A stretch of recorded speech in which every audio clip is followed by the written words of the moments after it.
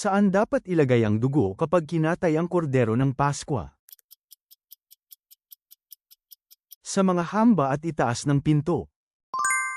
Ayon kay Pablo, para kanino ang nais ng kanyang puso at ang dalangin niya sa Diyos? Para sa Israel. Ayon sa Deuteronomio, de.u.k.ro.no.myo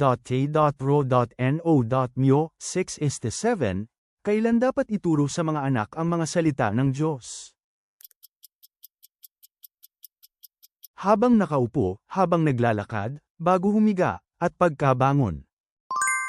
Sa talinghaga ng mga manggagawa sa ubasan, magkano ang binigay sa bawat manggagawa? 1 denaryo.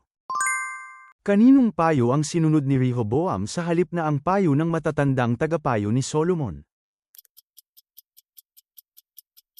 Sa mga kababata niya.